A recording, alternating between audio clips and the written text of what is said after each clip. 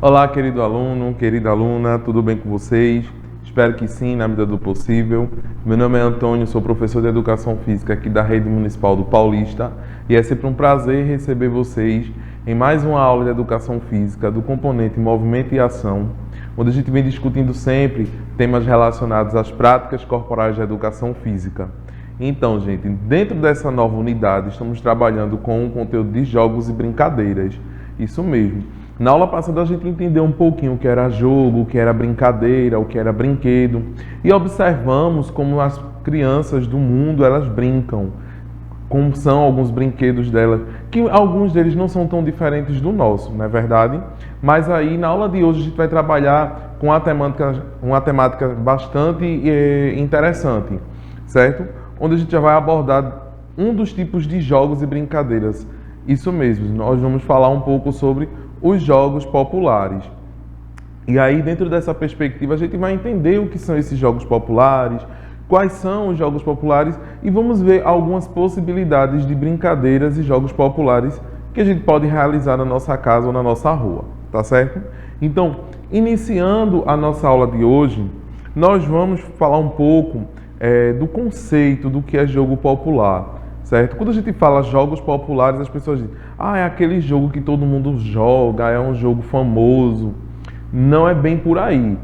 Claro, todo mundo joga, todo mundo participa, certo? Mas aí a gente vai entender que os jogos populares, dentro da sua organização, certo? Eles são jogos que fazem menção à cultura, isso mesmo.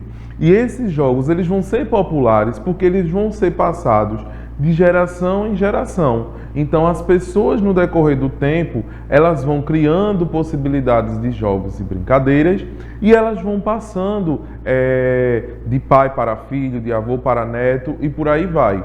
Então, podemos identificar que os jogos populares são jogos realmente que fazem menção e que muitas das vezes eles identificam a nossa cultura, certo?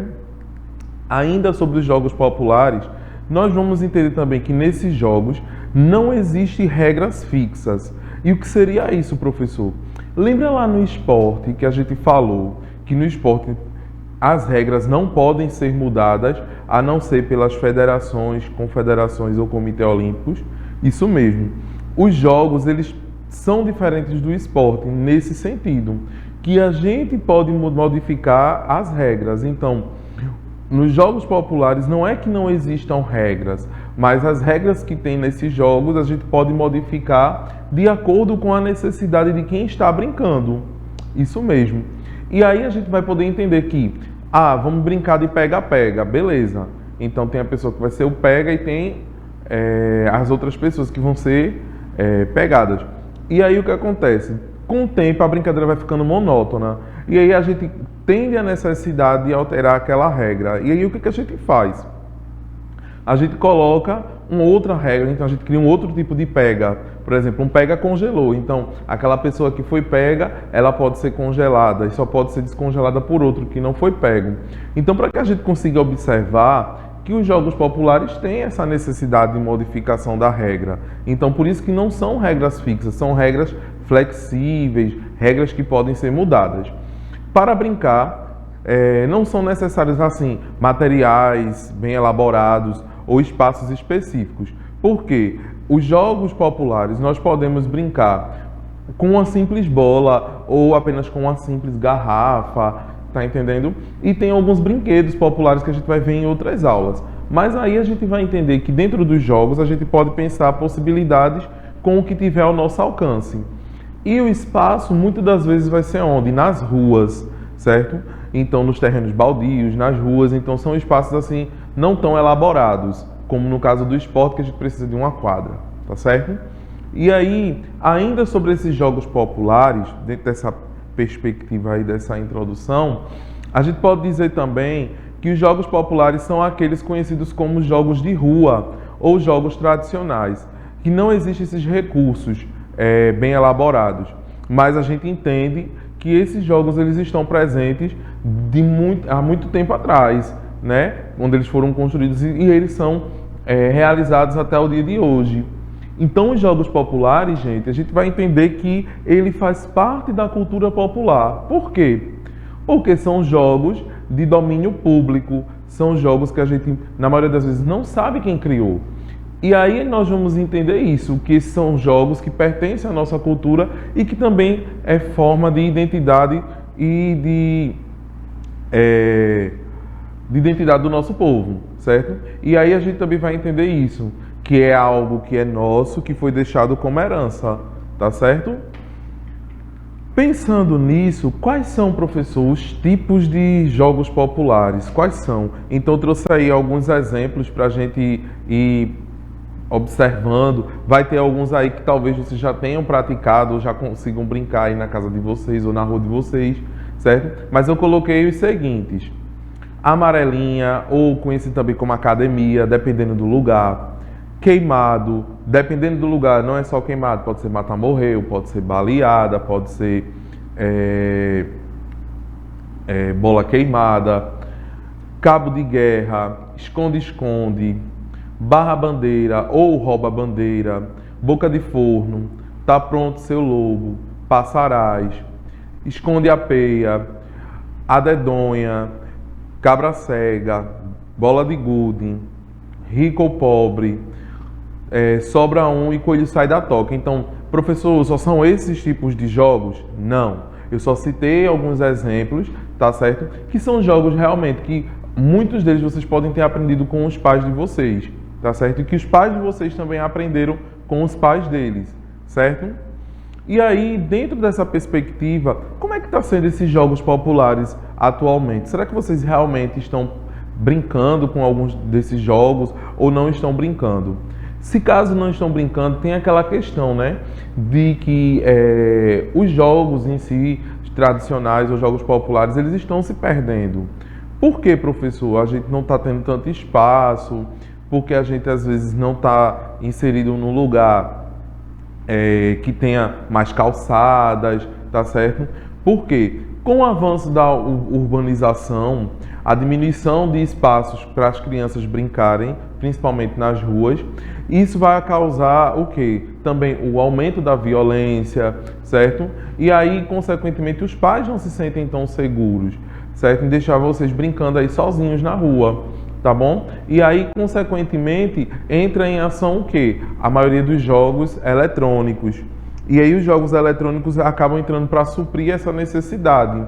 Mas a gente também tem uma perca quanto a isso. É importante a gente brincar com videogame, com tablet, com celular. É legal também. Mas aí a gente perde muito disso, das brincadeiras que a gente realiza na rua, que são brincadeiras que exigem mais movimento, que exigem mais interação.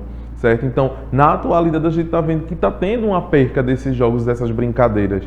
E aí, cabe a gente assim, tentar resgatar, a gente tentar vivenciar uma brincadeira ou outra, seja no recreio com o nosso colega, seja em casa, seja na rua com os nossos colegas, ou em casa com os nossos primos ou nossos familiares. Ok? Então, a partir de agora, a gente vai falar um pouquinho sobre algumas brincadeiras em específico, tá certo? Então, a primeira brincadeira que eu trouxe para vocês aqui é a amarelinha. E o que é a amarelinha? A amarelinha é uma brincadeira popular, certo? Que foi trazida para o Brasil pelos portugueses e que se tornou bastante popular em lugares abertos, tá certo? Para se jogar em lugares mais livres. E aí essa brincadeira ela foi utilizada muito para a ocupação do tempo livre, tá certo? E uma curiosidade é que em algumas regiões do Brasil, a brincadeira ela recebe nomes diferentes. Como eu falei, a gente observa o jogo popular tem um nome, mas dependendo de região para região, a gente pode observar que tem outros nomes, outras regras também podem aparecer, outras formas de jogar, sendo o mesmo jogo. Então, em algum lugar vai ser conhecido como academia, outro vai ser conhecido como maré, outro como sapata, outro como avião. Então, isso aí vai depender de região para região. Como é que se brinca, certo? Algumas regras assim bastante interessantes da amarelinha. Ninguém pode pisar fora do quadradinho, certo? E nem pode pisar na linha, certo? A pedrinha ela precisa ficar dentro daquela marcação do quadrinho, certo? E aí só pode colocar um pé em cada quadrado quando for um quadrado que pule de um pé só. E quando tiver dois, a gente pula com dois pés, tá certo? Então, a gente vai e quando for na volta, a gente pega a pedrinha para a gente sair da amarelinha. Então, pensando nisso, vamos observar aqui na imagem, tá certo? Baseado assim na regra do que foi falado, onde a gente vai ver que tem um momento que tem um quadradinho só, a gente pisa com um pé só, certo? E quando tem dois quadradinhos, a gente pisa com dois pés. E aí tem a questão da regra da pedrinha, que a gente, por exemplo, se a pedrinha está lá na casa número 6, então naquela casa ali eu não vou pisar os dois pés, eu piso com um pé só, porque na outra casa, no outro quadradinho tem uma pedrinha, então na volta eu tenho que voltar e pegar a pedrinha para continuar a brincadeira da amarelinha. Então vejam aí, ó, bem legal. É uma brincadeira que não é só de meninas, é uma brincadeira de meninos, meninas, jovens, crianças, adultos também podem praticar, certo? E é uma brincadeira bastante legal e que realmente faz esse resgate aos momentos de lazer, o momento da nossa infância, ok? Uma outra brincadeira bastante legal, tá certo? Que é uma brincadeira que também é utilizada como forma de exercício físico, tá certo? É a brincadeira do pula-corda. E aí essa brincadeira nós vamos entender que o pular corda ou saltar corda é uma brincadeira tradicional que envolve uma grande atividade física, onde a gente vai trabalhar principalmente a nossa coordenação motora, a nossa resistência, tá certo? E essas características, além de ser um momento de recreação, transformou ela como uma prática esportiva. Não um esporte de competição, claro, mas um esporte de lazer, um esporte que a gente pode fazer na escola, na academia, tá certo? E lembrar também que o pular corda, ele está presente também dentro do esporte ginástica. Quando a gente viu lá no começo do ano, na ginástica rítmica, que um dos elementos é a corda e o pular corda está presente dentro dos exercícios da ginástica.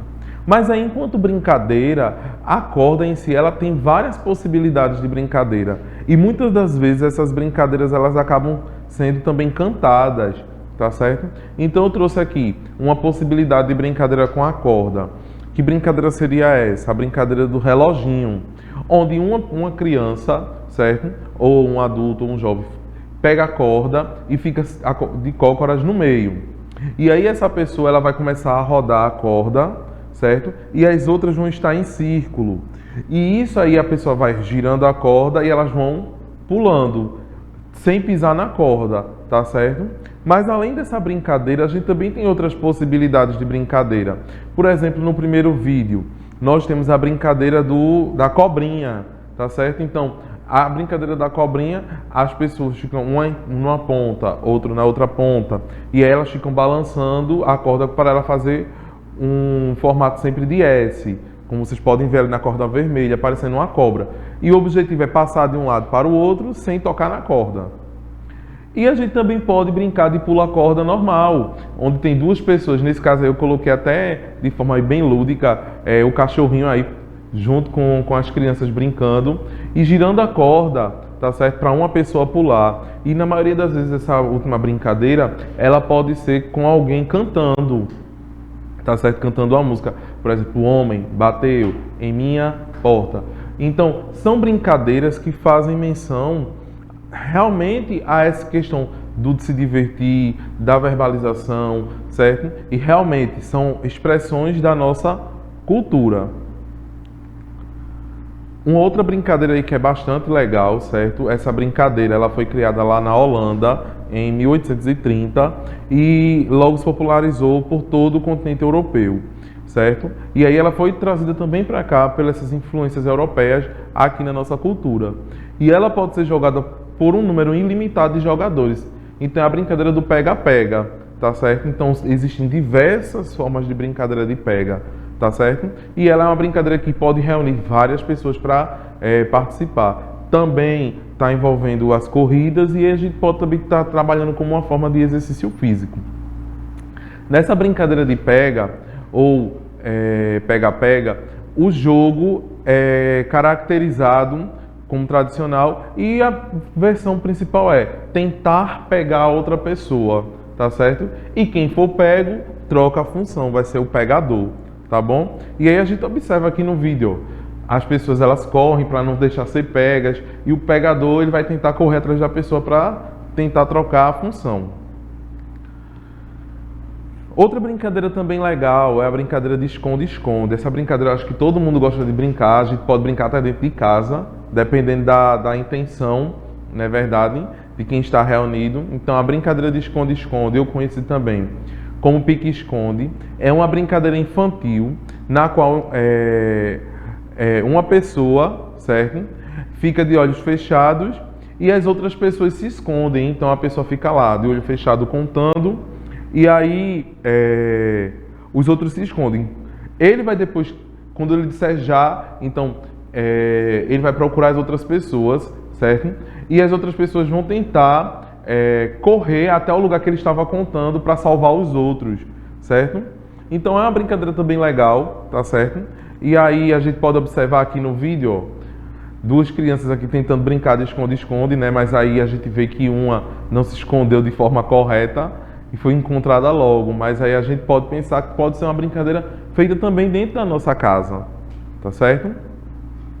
A brincadeira do dono da calçada ou dono da rua é uma brincadeira também bastante legal, certo? Onde a gente pode pensar a rua como uma pessoa fica lá no meio, tá certo? E as calçadas são os lugares que as pessoas estão protegidas. Mas aí ela precisa atravessar de um lugar para o outro. Então, o dono da rua ali vai impedir que as pessoas passem. Então, é também uma espécie de pega, tá certo? Então, o dono da rua que fica no meio ele é o pegador e os outros tentam atravessar de uma calçada para outra. Então, como a gente pode observar aqui no vídeo, então, tá dividido aí o meio, é onde fica o pegador, né? Ou o dono da rua ou o dono da calçada.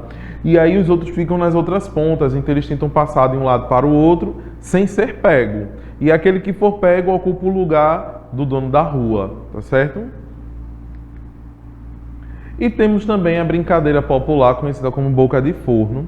É uma brincadeira que também a gente pode reunir diversas pessoas para brincar, onde a gente denomina uma pessoa para ser o rei, que vai ficar ditando as coisas que tem que ser feitas e as outras crianças respondem.